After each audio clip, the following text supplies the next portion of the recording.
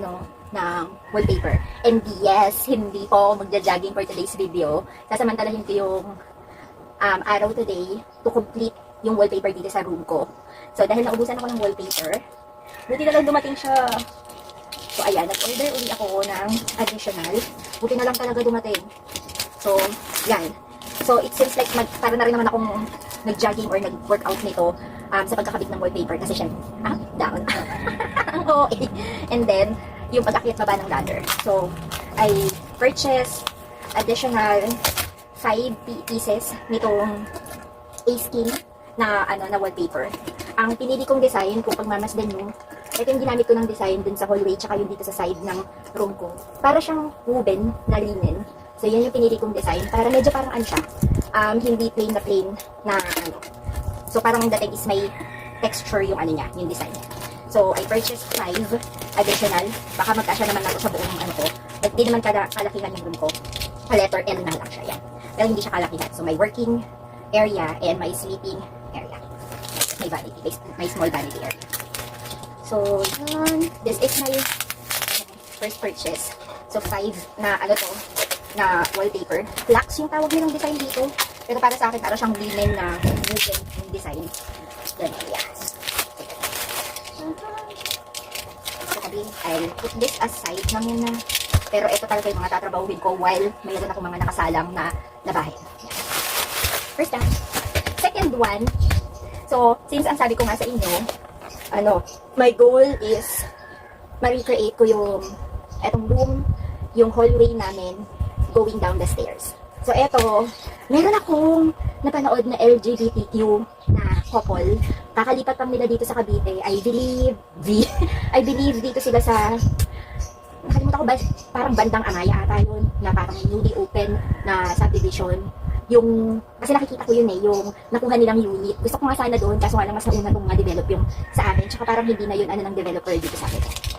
Meron siyang ginawa din sa hagdanan na talagang na-amaze ako kasi pinag-iipunan ko yung sa hagdanan namin para mapasara siya, ganyan, ma-recreate. Nalagyan ko na yun ng vinyl na sticker. Pero syempre, it's, 4 years ago na.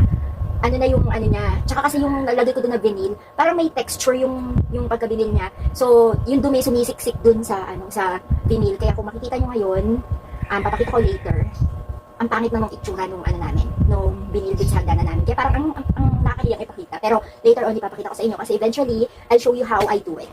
Sneak peek, ito yung current status ng aming hagdanan. Ayan. So, lahat ng dirt is umiklik na doon. Lalo na doon sa area na mas madalas natatapakan. Diba? Pangit yarn. Dugit yarn. So, open na natin ito para malaman mo kung ano ito. Ito, the reason why I purchased this, kasi ito yung parang ginawa nilang pangharang bawat paita.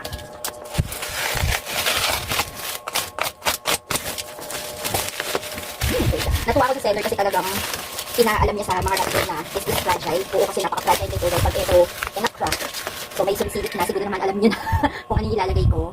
Ito yung parang clip na nilalagay yan. Silip na siya. Lahat-lahat ko yan kasi baka mamaya magbasag. I already counted kung ilang peraso yung ilalagay ko yun.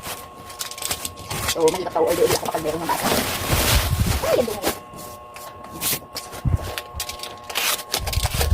Hinahin ko muna yung dito sa akin ko. But I want to show you guys yung binili ko.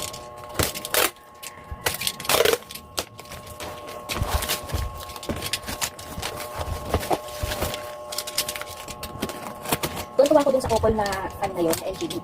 Kasi ang taba ng utak nila sa design ng bahay. It's like they can do a business na interior design, which is greatest talaga yun. Dream maging interior designer din when I was young. Pero ang mahal kasi ng pag-take ng course ng architecture, interior design, so hindi lang kakayanin. So ito siya. Ceiling panel talaga to. Ang ganda. Grabe quality siya, oh. Nakapal. So this is a ceiling panel talaga. Pero ginamit nila to as covering din sa bawat paitang nung hagdanan nila. So, normally naman yung mga nag-construction ng mga subdivision, parang uniform naman yung ng hagdanan nila. Kaya sabi ko, why not do it the same kung paano nila ginawa yung sa stairs nila. So, di ba? Wood style yung talaga. Medyo darker brown itong kinuha ko. So, yun. Ganyan yung itsura niya sa harapan. Ganyan siya kakapal. And then, ganito yung sa likod niya. So, thank you, seller. I didn't see any cracks sa first item. So, wala rin dito. Ito to, kasi ito yung covering ng merong bukas na area dun sa hagdanan. 3, 4, 5, 6, and 7. 7 pieces complete.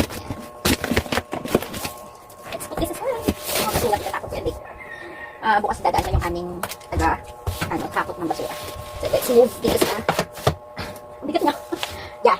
So, as I've mentioned, ang pangit na nung vinyl tile dun sa hagdanan namin. So, I decided to purchase new. Pero ibang klase na kung binili ko yung, hindi na siya pagkagaya. Kasi gusto ko dati may texture yung yung maapakan ko.